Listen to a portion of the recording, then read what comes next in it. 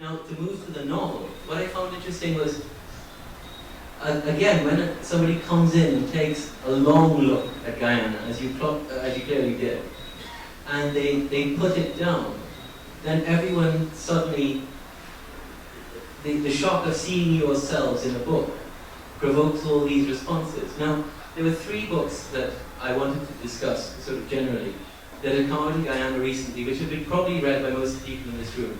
The first was John Gimlette's book, The Wild Coast, Travels in the North and South America, Bahadur's book, and Rahul's book. And it was quite clear to me reading them that Rahul's was the most intimate book in terms of getting how Guyanese think and speak and so on.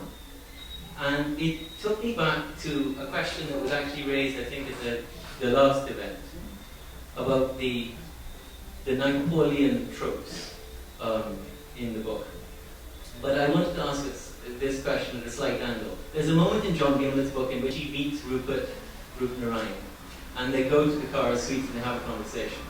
And up until this point, John Gimlette has met people who are intellectually inferior to him.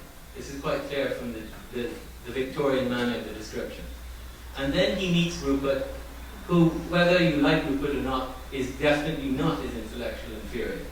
And as they have the conversation, he dismisses him, and he says it was a long conversation filled with smoke and tales of Cambridge and this and that and the other. And I found that his entire interest in Guyana vaporized at that point.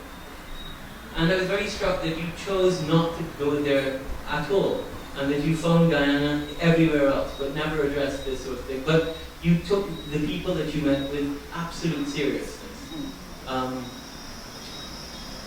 How do you respond to the idea that you missed out that sort of middle class, practically the audience here tonight, sitting above the working class experience that you've captured so well? Well, one thing is I haven't really taken out an injunction against anyone to read that book. And William Walker, Ryan Shaw, they want to do the genteel middle class Guyanese novel. It's waiting for them to do it.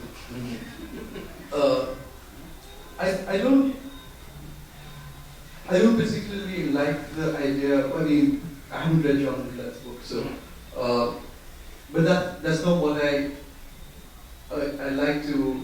That was never my intention, to go meet people and get quotes about Guyana or the understanding of Guyana and fashion that into a narrative. Right.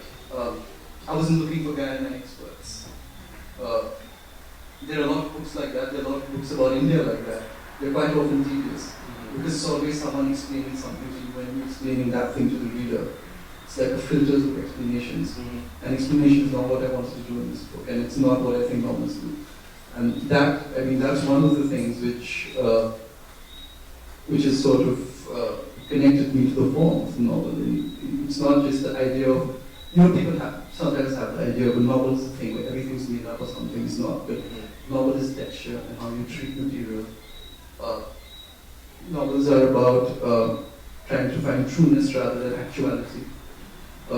Take out the explanation, they're more about immersion. So I wanted none of these barriers or explanation. I wanted to just live and see, and whatever provoked my curiosity and my interest, it was just coming to me. I didn't go with any preconceptions. I was simply following my curiosity. I didn't think I never thought myself writing a novel where 75% of the characters might be working class, and there's only a couple. It seems a ridiculous way of looking at any sort of work which aspires to be something artistic. So, what's the question exactly? My research, as it were, was basically just trying to understand and trying to honor by paying attention rather than having to pronounce judgment. I was not trying to write the State of the Nation report. I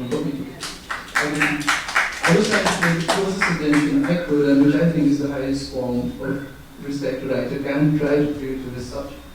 is observe as closely as you can and render. Whatever comes out is a different thing.